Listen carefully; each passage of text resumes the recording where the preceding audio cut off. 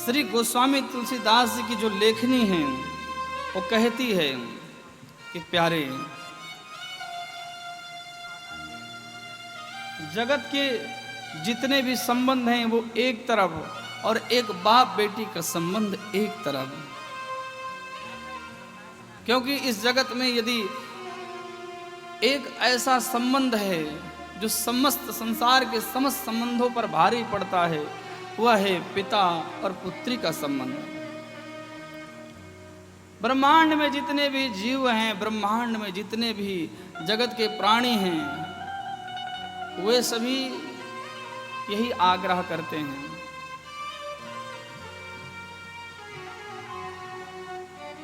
संसार में हर कुछ मिले लेकिन बेटी जो हो लायक मिले।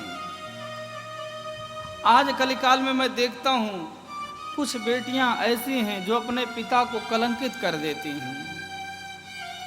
कुछ बेटियां ऐसी हैं जो अपने पिता को संसार में सर उठा करके जीने लायक नहीं छोड़ती।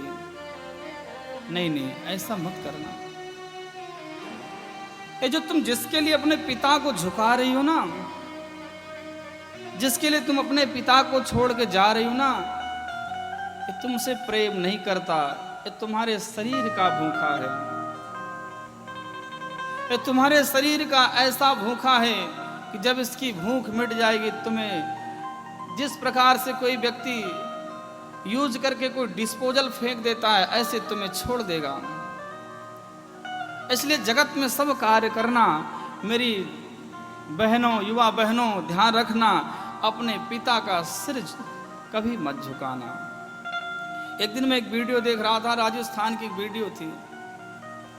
एक लड़की थी जो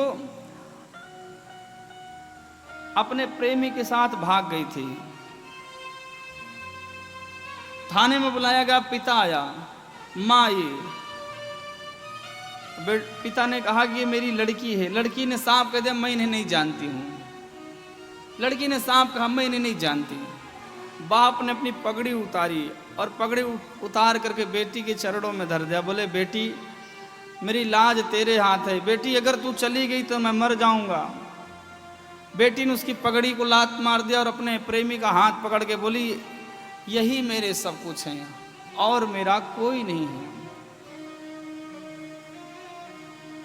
अब बताओ ऐसे बाप पर क्या बीतेगी। पिता ने क्या करता, पिता आया और घर उसने आकर के विष खा लिया, जहर खा लिया। हमारे भारत में ऐसी बेटियां हुई हैं जो अपने पिता का मान बढ़ा देती हैं। हमारे भारत में ऐसी बेटियां हुई जिनको उदाहरण देते हैं कि बेटी हो तो उनके जैसी हो।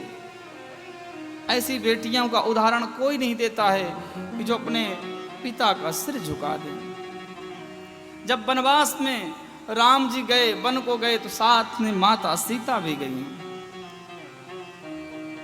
वन में जनक जी जब मिलने गए, सीता माँ को जब उस तपस्वी के वेश में देखा, जिस बेटी को गहने से लाद करके लथपथ विदा करा था, जिस बेटी की एक एक अंग में स्वर्ण के आभूषण, दुनिया के मणि माणिक हीरे जवाहरात जड़े थे, जब उस बेटी के तपस्वी के रूप में देखा, जनक फपक कर रो पड़े। बोले, बेटी तू धन्य है, धन्य है बेटी। भले ही तुम महलों में पैदा हुई, तू पढ़ी बड़ी लिखी, पढ़ाई करी, सब कुछ करा तूने महल में, लेकिन बेटी तूने आज दोनों कुल धन्य कर दिए। कैसे धन्य कर दिए? क्यों बेटी? तूने अपने पति के चरणों का अनुमोदन करा है। इसलिए जा बेटी, मैं आज आशीर्वाद देता हूं कि जब लोग बेटियों का उदाहरण देंगे तो उसमें सीता तेरा नाम पहला आएगा जगत में। बेटी तू धन्य है, धन्य है। बोले, बेटी पुत्री पवित्र किए कुल दो, बेटी तूने दोनों कुल पवित्र कर दिए। जब एक पुरुष कोई काम करता है ना, तो केवल उसका एक कुल माना जाता है पवित्र, लेकिन जब कोई बेटी कार्य करती है तो दो कुल माने जाते हैं, एक उसका पितृकुल, एक पति का कुल। अब तो नहीं, पहले लोग जब विवाह शादी करने आते थे तो पूछते थे, तुम्हारे मामा का घर कहाँ है, तुम्हारे मामा जी का क्या काम है, तुम्हारा गोत्र क्या है, तब पूछते थे। मामा नानी नाना सबको पूछ करके जब विवाह होता था।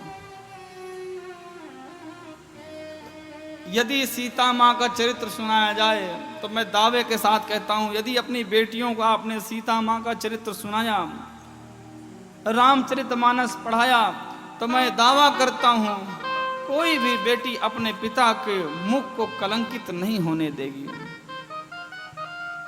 ये रामचरितमानस स्वनमय की कथा है। ये रामचरितमानस ऐसी कथा है जो सिखाती है कि ऐ जीव, तू किस तरह से जी, समाज में तू किस तरह से रहे।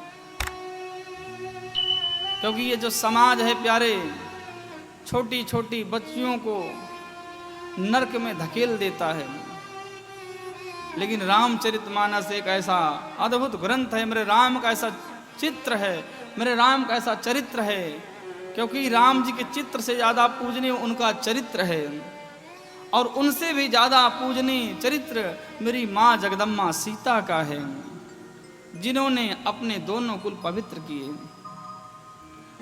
माता सीता को विदा करते समय जनक जी ने फूट फूट कर के रोए, और जो माताएं हैं माता सीता को पतिव्रत धर्म की आज्ञा देती हैं कि बेटी तू ससुराल जा तो रही है, बेटी अपने पति का रुख जैसे पाना वैसे कार्य करना।